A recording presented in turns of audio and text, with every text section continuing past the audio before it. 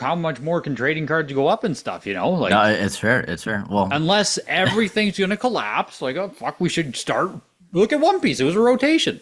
Pokemon went too high, so they rotated One Piece. We should see yeah. a Yu-Gi-Oh rotation take place this year, and we might see some fucking video game liquidity. Money's got to rotate.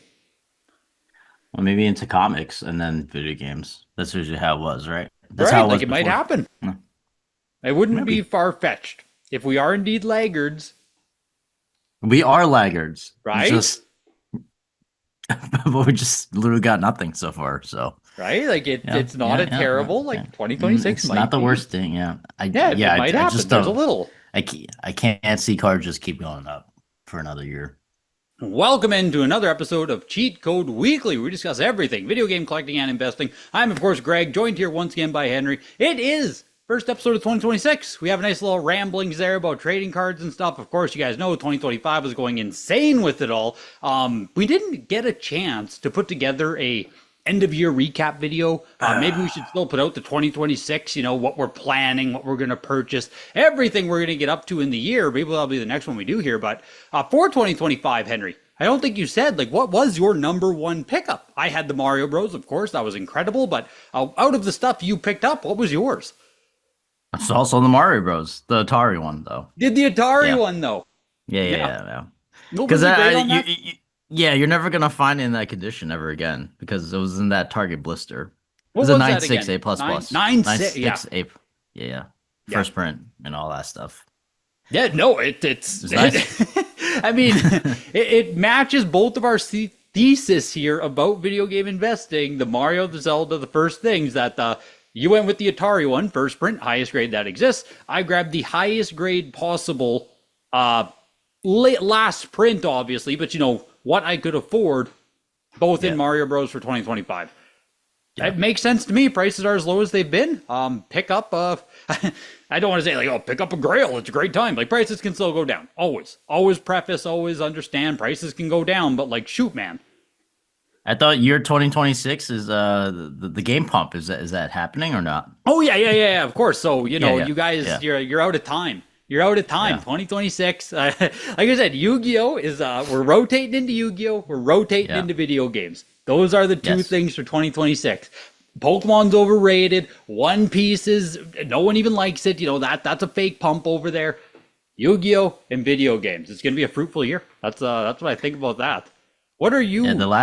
the last bag holders. Yeah, the final bag The holders, biggest right? the biggest laggards, yeah.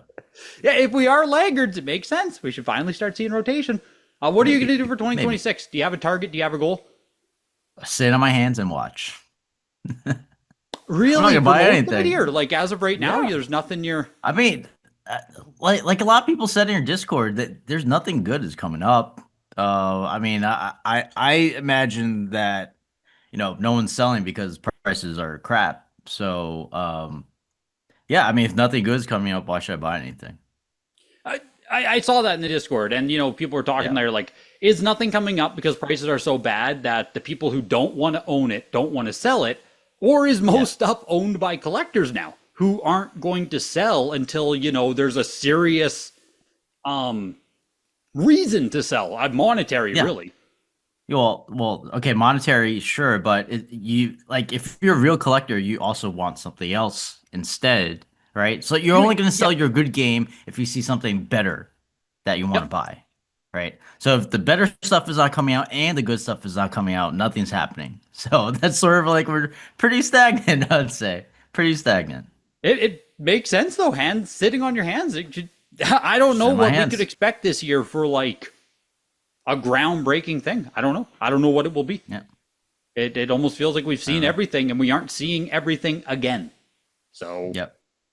kind of crazy. I'll make another video talking about 2026 goals and stuff. We'll make maybe a full thoughts about it. But for today, does gameplay actually matter for video game collecting and investing? How important is the actual gameplay for the stuff we're collecting? With sealed and graded, obviously we aren't playing the game, so it's going to be more of a talk about, are the most expensive things also the greatest gameplay things, or can games Yep. rise above the gameplay to also be investable? But then on the player side, CIB and stuff, How important is gameplay? Do games rise above on their own merit to be a grail simply because the gameplay that exists on it?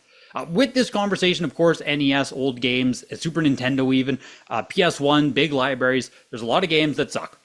There's 600, 700 games on the library. PS1 has like 1,800. There's a lot of games that it just is what it is. They suck. I don't want to use soft language and be like, oh, there's a game out there for everyone. A lot of the games are just bad. They're objectively bad. No one's playing them in 2026, and that is NES games, Super Nintendo.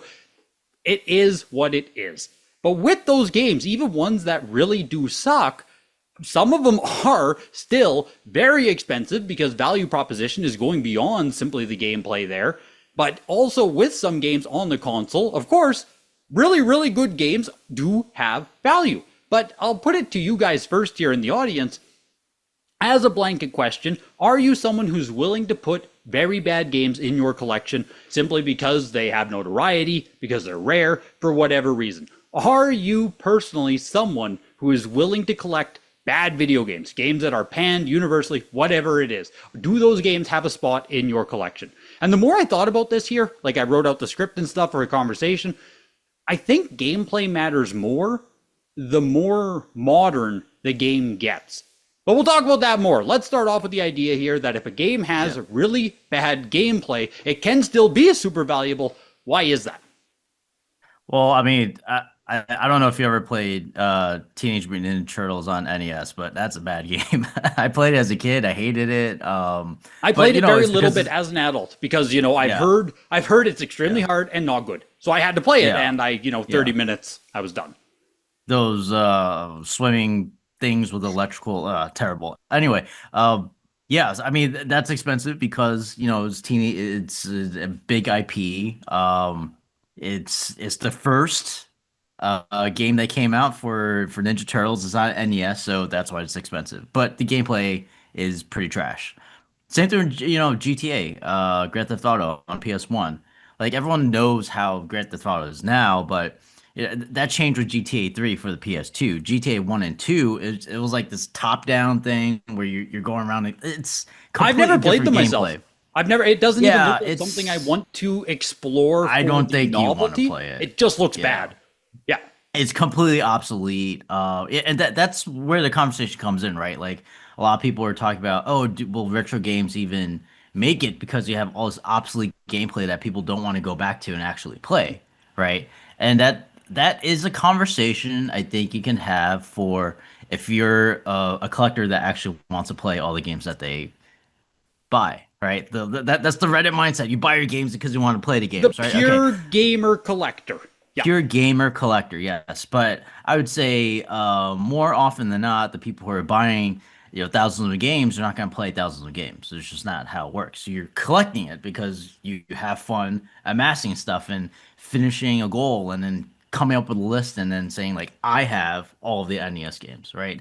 So yeah, I mean if you're buying Teenage Mutant Ninja Turtles on NES to play it, well then yeah, then maybe you don't want to buy it. But for people like I us think it's a very who are cheap sealed, cartridge. Funny enough, like yeah, on it that is. point, I think it's a Yeah, very cheap cartridge. but even then you don't want to buy it because it's complete trash. But Yeah. for us who literally have it slabbed and we look at it and it's a nice number grade and everything, we don't care, honestly. If we don't care if the gameplay is bad, if we care about Teenage Mutant Ninja Turtles as an IP, Yeah. and because it is the first game in the long lineage of Ninja Turtles games, right? Like TMNT 2 is widely regarded as a super great game. It's an arcade, it's an arcade port. Yep. Even the NES game plays pretty well. Like I've played on emulator and everything like Turtles that. 2 is one of the So. better NES games, just straight up. Like it's a good beat 'em up. Absolutely, yeah. It's fun. I still play in arcades if I ever go. So, yeah,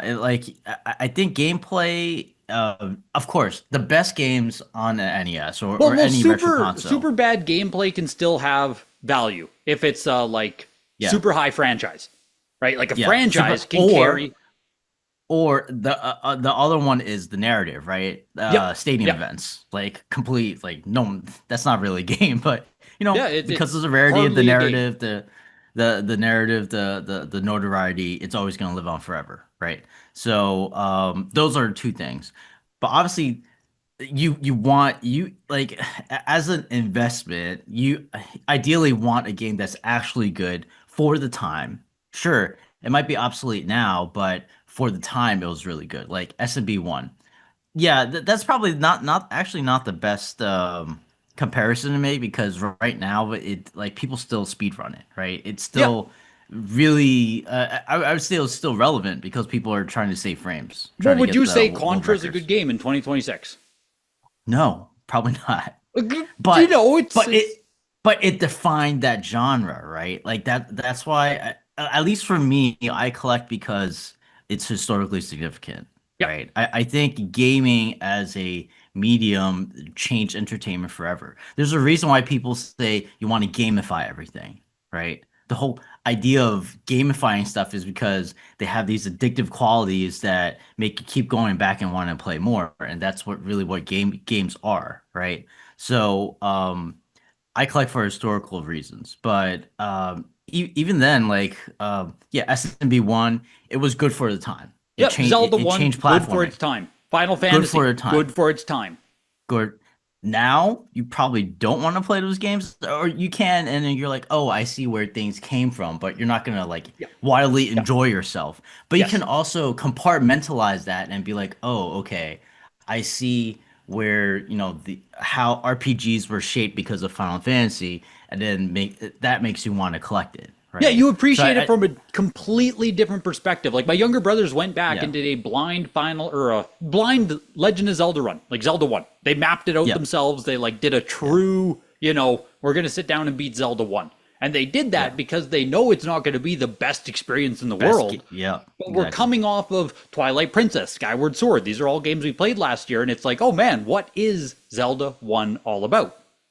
It's a completely different gameplay experience. And even though that Yeah, gameplay doesn't hold up, yes, it's everything that it represents now. And as video games continue to mature as a hobby, as a collectible category, whatever word you want to use for it, the actual value proposition is, a lot of the narrative is still driven now by gamers in this space. It is what it yes. is. Gamers are the most like they have the loudest voices on YouTube, on Reddit. It is what it is. And it is very, very, very gameplay centric. What do I want to do with a game I can't play? Wow, that game sucks. Why would you buy that? Why would you buy Sculptor's Cut? Right? The most expensive N64 game there is out there as a cartridge, basically outside of like NFR and stuff. It sucks. Yeah, Sculptor's Cut sucks. I played it for yeah. hours. I sat down and again, right? Had a game night with Sculptor's Cut, had a game night with Beast Wars. These are games that I know are bad. TV I scores, sat yeah. down with my brothers. We played them, right? We tried them out just to see, wow, what are these games actually all about? They suck. Does that mean I didn't want to collect them? Does that mean when I was doing N64 full set that I didn't want to buy them? Of course not. I still have my Yeah, sculptors. Yeah, there it is. I still kept yeah. sculptors because there's such a, I don't know what it is. It's that appreciation of rarity and Yeah. relevance and narrative, like you said, that keeps me kind of tied to it, whether I really should or not, because I get it. It's irrational to buy a very bad game that you probably don't care about. Yet Sculptors holds up. Well, here's the thing. It's not any different than any other hobby, any other category. Like I know some people are like, "Oh, games are completely different than the rest of it because you can actually play the games and cards are different. Oh, and comics, who cares about reading them?" No, but it does matter because you can't live in a space where you just say, "Oh, games are completely different," then no rules apply to games. Like I think that as if you want it to be a real collectible category, there are certain things that collectors do across all categories, right? For one instance, when we're talking about sports cards, when's the last time you heard about Mickey Mantle and Wagner besides cards, Yep. right? And yet they hold extreme value. The Honus Wagner is not going to be sold on gold and it's probably going to be over $5 million. Like, who even knows that Honus Wagner was a baseball player? I But it's actually that Googled him. narrative, right? I Yeah. Googled him last year because I was like, is he actually in the Hall of Fame? I didn't even Yeah. know if he was a good baseball player or if he was Exactly. just a random player who was rare. Yeah, so it's like the Turns stadium out he's events, Hall the of Fame and sculptors cut everything. Like, narrative. very good player. Yeah, he was a very good player. Very good But he player. was a very good player for the time. If he plays baseball now, he's probably going to be like he's not going to play baseball. So it's like the same corollary that I'm trying to play here. Even with comics, right? You're supposed to read your books.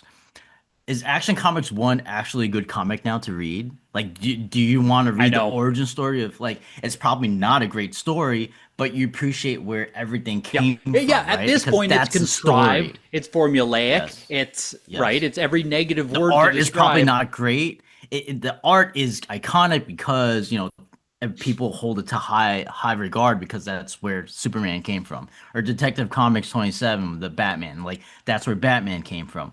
But you can't tell me that that story or that art is completely like relevant and amazing today.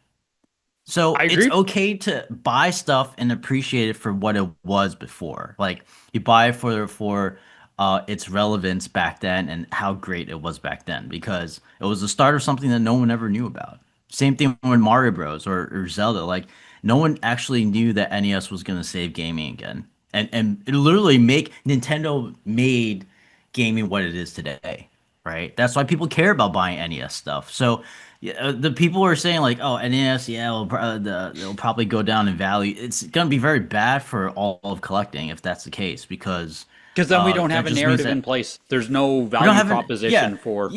there people if people don't care about the history of games, then your games now are gonna eventually be retro too, and you're gonna tell me 20 years down the line your games are gonna be worthless because they're retro now. Like that's not a good narrative to have, and it's also just like that's not how hobby It's not how collectibles hobbies work. work. It's You not you how need to hobbies you work. need to have that foundation because if NES is gonna be rocked, I guarantee you I'm not gonna buy anything You from know what any was other utility console. driven? Like, games are utility driven. We talked about them a little bit Yeah, there. Magic the yeah, Gathering was utility driven. Everyone played the game. yes, Yu-Gi-Oh! Utility driven. Everyone played the game. Guess what? yeah. Both of those markets were literally collapsing. Yu-Gi-Oh! Still is collapsing as we talk right here because there's Yep. no new people coming in to appreciate the history because the whole mindset of people who do it are interested Play in the playing it. cards. Yeah, Yeah, right? Like that's what it is. But then okay, you have yeah. no secondary market, you have no one opening boxes, you have no collectors, you have no hobby. Yeah, which if that's truly Okay. what people want, if people truly just want, the only people who buy video games are people who are going to sit down and play it. Yeah. Yeah. And okay, the collectible category that actually represents games more so than anything else, at least sealed games, is the damn toys, right? Like, there's a reason why Star Wars, the like graded Star Wars toys in their cardboard and everything is still selling for six figures. Like, you can't tell me that Star Wars is a good IP anymore. It's sort of been And you run to can't the tell me the ground. toys are fun to play with. Exactly. But people appreciate for what they were back then that represented their childhood, or maybe they have nostalgia playing with for it, or maybe that's literally just the best avenue for them to invest in Star Wars IP, right? Because what are you going to invest in otherwise? Movie props? Like, what else is there to invest in? C3PO's So, error card. That's what you could okay, invest in. sure. Yeah, you could, but then, like, no, and apparently Star Wars cards is literally one of the best cat performing categories in 2025. Like those So original, there, like 19 whatever yeah, cards. the original Yep. like the Luke Skywalkers and all that Yep. stuff. Okay. So Okay. yes, it is definitely a thing. But like the action figures are too. So yeah, you can't tell me that people want to play with their damn action figures. They don't. No one plays with figures anymore. Like so the like it it is what it represents. That's what we're trying to say. The Yeah. sealed game that we buy is it should be treated as a trophy. It's what it represents uh in your either your collecting journey or like how you view your historical significance. I And it's think the that same even thing goes with the beyond toys. sealed and graded at Yeah, this point, though. Like, I do think it that does. translates to It's sure. cartridges. If you are purchasing NES cartridges in 2026, you should be owning them like trophies, like little mantle, like that you should be. Because, like, you Yeah, can, that's what, fair. NES Mini can be hacked in seconds, the SNES Mini can be hacked in seconds to have literally every game you want for those consoles. If you're buying them at Yeah. this point, the value proposition is you owning it physically and appreciating it and whatever, because you can play it wherever you want, whenever you want, for a lot Yeah. of the retro games at this point. And honestly, even for all those cart and CIB people, for them to always be like, "Oh yeah, I wish things were cheaper. I wish things were cheaper." If you really wish that, then why are you buying it now? Because Right? if you know that you're gonna buy it and the values can go down later, why are you buying it now? Like Yep. they're talking like two sides out of their mouths. Like it doesn't like make sense. So it's whatever. To That is what it bring is. it all the way back here with gameplay mattering, I think you were going to touch on it there a second, is that some of the best games on SNES, NES, whatever it is, are ones that are also rare and also have incredible gameplay. If you can combine those into a combination there, you get Holy games Grail. that are well, even on SNES, right? Like your Mega Man X2 and your Mega Man X3. Extremely rare, extremely great games. Final Fantasy 2, Final Fantasy 3, Secret of Mana. These are all games that are not like genre defining. They aren't the first of the franchise. They aren't, you know what I mean? Those are all games that are largely, because they are heralded as such great titles and have Little Samson even. Everyone jerks off to how good Little Samson is as a game. I need to play it. Have you played it? Yeah, you should play it. Yeah. I need to play it, right? Because everyone truly is just like, I made a video even like saying, oh, who cares about Little Samson? Everyone's like, it's the best game ever. I'll play it, right? I'll freaking play it. I'll give you my own opinion. But to that point, Little Samson is rare, of course. But like, if it was a bad game, I don't think Little Samson would be even close to being it would not be valued. The number 2, right? Yeah. Yeah, it wouldn't be valued. It would have to be so rare like Stadium Events for it to actually have value. Yes. Otherwise, it would just be a random NES game. Well, I think it would just like kind of peak out around Power Blade 2. Right in that level where I think people say Power Blade 2 is actually a good game as well. Funny enough. Maybe you should play that too. Do your live streams. Yeah. DuckTales 2, Rescue Rangers 2, blah, blah, blah. Like, they're all really good games. Funny enough, a lot of those actually like upper, really expensive NES games are also good games, funny enough. Yeah, they might be obsolete now, but you know, people clearly respect it for what it was. That's what we're trying to say.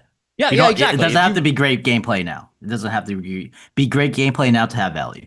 But that's with retro and vintage, right? That's all retro vintage. We all look at that from a different viewpoint. When we start going into 3D, when we start going into modern, when we start getting into, let's even say PS2, Wii, especially 360 and PS3, which if you go back and play 360 and stuff, they're modern games, right? Maybe, sure, graphic fidelity isn't quite as good as it is now, but like you're playing a modern game if you sit down to play 360. It just is what it is.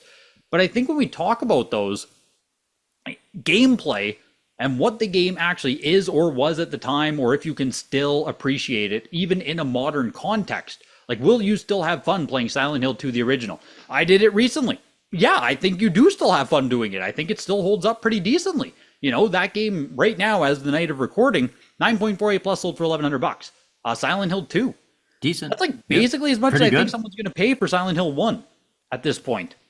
Yeah. And I would say that's largely gameplay driven by Silent Hill being largely regarded as one of the best horror games ever made. Yeah. That's largely gameplay specific push there. Because even with LRG, and we see, you know, LRG makes a bunch of limited stuff. Everyone knows Celeste is amazing, though. I think that is where the separation actually comes in here. I wonder if you're going to keep that narrative once they actually sell your damn game. Oh my God. You get the actual pump on the actual good ones versus, you know, I don't think Celeste was the most limited printed game out of any of them. Like there's more limited. There's like, you know, some of those very first LRGs are like Breach and Clear, Oddworld on PS4, some of those, but does anyone really care about those games? Are they even that good? Maybe, but like, who cares? So rarity alone with modern, I know you gave an example there, like rarity alone. Poop Slinger, man. Poop Slinger is going to outsell 99.9% of modern games. I know. But it has that narrative, right? You actually need a story behind it. It can't just be in the Breach or whatever. Like it can't just be one of the first LRG games. It has to have like, oh, this thing was a meme and then it was taken off and then apparently there are only 80 copies, but then people are saying there's hundreds of copies. So like it's that story that keeps going on and on.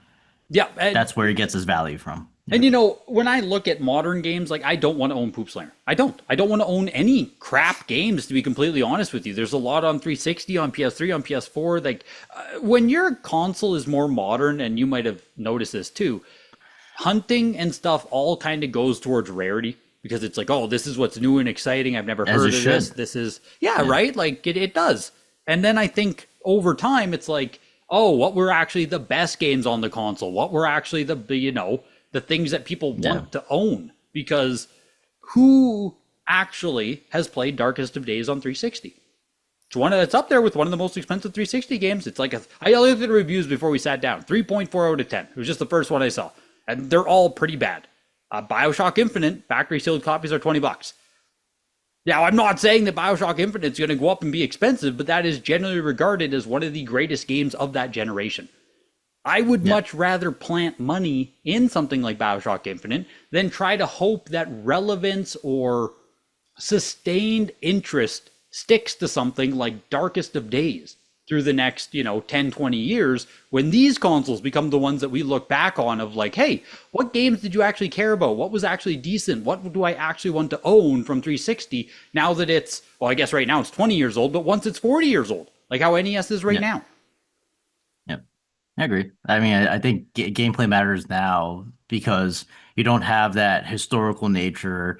You really don't even have the rarity factor. I mean, obviously besides Poop Slinger. So then, like for these available games, you always go after like whichever one has a narrative or whichever one is actually harder to get because everything's available. When everything's available, you're just like, oh, okay, what do I actually buy? I want to buy the stuff that everyone else wants to buy, and the people want to buy the rare stuff. Yeah, So yeah, it almost that's feels like you where have it to like comes in. shoehorn something that matters instead of Yeah. just. And it's the same issue I had with NES back in the day, right? I wasn't buying good games. I wasn't buying the most You weren't popular buying games. Mario. You weren't I buying wasn't, Mario. It was right? I available, wasn't. right? It was available. Yes. And you get into, I don't want to say it's a trap, but like, Portal 2, Batman Arkham City. Those are some of the best games on that generation and stuff. You buy factory sealed copies for like 20, 30, $40. Like they're cheap, and maybe they always will be cheap. But again, it's like when I look at buying a bad Xbox 360 game, like who cares? Why would I even want to do that? I'm willing to buy the Full set Zelda collecting. CDIs because it's like it's It's Zelda. narrative. There's history. There's stuff there with Zelda CDI games. But like, Yeah. what am I doing with random 360 or like PS3, PS4 bad Wii U games? What is it? The Wii U Grail, that stupid shooting one. Devil's Third? It's not Devil's Third. Yeah. Why would I want to buy that? Why would I ever want to own that, right? Like it just Because doesn't it's resonate. expensive. Because it's Right? expensive. That's why. Yeah. That's the only reason why. Yeah. You buy it because it's expensive. And I really do think with modern collecting, the gameplay perspective is going to weigh way heavier than any other kind of narratives. Because I don't even know what other narratives could exist for people to drive towards. Most of the library, these are libraries with 1,000 games each. Like there's a lot of garbage. Well, I mean, like you said, just imagine, 360 20 years from now, right? It's basically gonna be what NES is today. By and large, most of the expensive NES games had good gameplay for At the time. that time. At the time. Exactly. So that's basically use that same logic and put it here. Yep, where your games like Jeopardy, Othello, Circus Caper, those are still worthless like 40 years later. There's going to be a ton of games on these consoles as well that are just worthless. Look at something like Matchbox City even on NES, right? It's like kind of rare. It's like it never really exceeded where it was though in 2014. Like it's just always been, nothing is going to move some of these needles. Yeah, it just when I started doing this thing, right? You brought it up, and I think with modern games, I have almost zero interest in adding anything bad to my collection. You'd only add it if it's full set collecting. Oh, I just played Metroid Prime 4. It sucks. You're not gonna buy it. Do I want to buy one just for the Prime set? Well, like, if you actually buy all the Metroids, you probably would, but you'd definitely pay less than what you would for it's literally just Metroid coughing up Prime. $100 just to say I own it. But it is not exciting to with a modern game. Like it almost feels like you're just an idiot, which sucks. But so someone can clip that and like Greg says, you're just an idiot. yeah, if you're buying games just to fill a set, like you're what's wrong with this hobby, pal. That's exactly right. Okay, That's the full circle moment. Yeah, don't full set collect. Just Mini sets. Mini sets are cool. Mini sets. Mini sets are cool. Yes. All the Capcom purple boxes are cool. Yep. Silver boxes are cool. It's one of those things that can save really bad games. If it's part of a good set, a really bad game black can box still have games, value. right? A ton of not so great black box games, but Yep. Great example. Most of them are bad. say Yeah, like almost well all said. of them are bad.